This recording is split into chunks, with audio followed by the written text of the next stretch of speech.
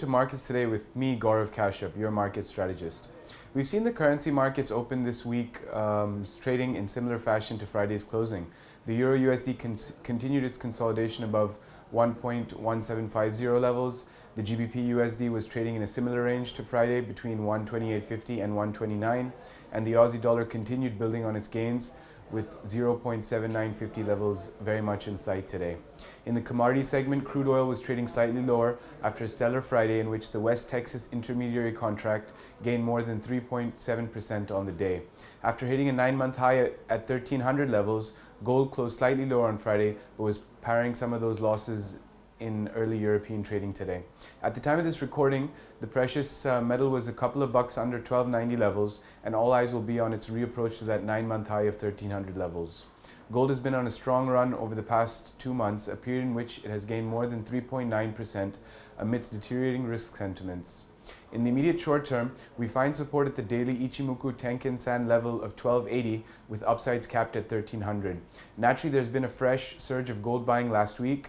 The most recent Commitment of Traders report released on Friday showed that speculative gold positions, long gold positions, soared to 187.7 thousand, an increase of more than 26% from the week before. We expect to see more fresh speculative buying coming into gold, and this could see the precious metal move towards that upper target of 1300 levels, a break of which may seem slightly unlikely at this moment. Looking ahead, there is not much to see of note on the economic calendar in today's session, and instead markets will await the key Jackson Hole Economic Symposium, which kickstarts this Thursday. Several key central bankers from around the world will converge in Wyoming this weekend to shed light on their country's respective monetary policies, the most notable of which include Fed Chair Janet Yellen and ECB President Mario Draghi. Markets will be rife with speculation about the upcoming ECB taper, potentially, along with Fed views on future rates in the US. And we're expecting to see volatility pick up through Thursday and Friday's trading sessions. As a result of this high-risk event starting on Thursday and the lack of any major data points on this week's economic calendar, it's quite likely that volatility will be at a premium on Monday, Tuesday, and Wednesday as market participants sit on the sidelines and start building positions only after following the developments coming out of Jackson Hole. And finally, we continue to watch crude pricing through today's session. Recent inventory data has started to show a strong run and a consistent run of larger than expected drawdowns. Last week's inventory showed a drawdown of minus 8.945 million barrels.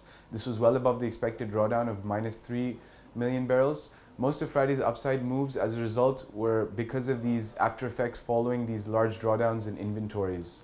Coupling the supply scenario in the US along with the current geopolitical uncertainty in the world, technically crude looks an attractive long in the channel between 47.60 and 48 levels. Guys, thank you so much for tuning in today. If you liked what you saw, please give this video a share. Alternatively, if you want to discuss any of these topics in greater detail, you can follow me on Twitter at EGM Futures. Just drop me a direct message and I'd be more than happy to address some of your questions for you. Have a great day of trading, guys.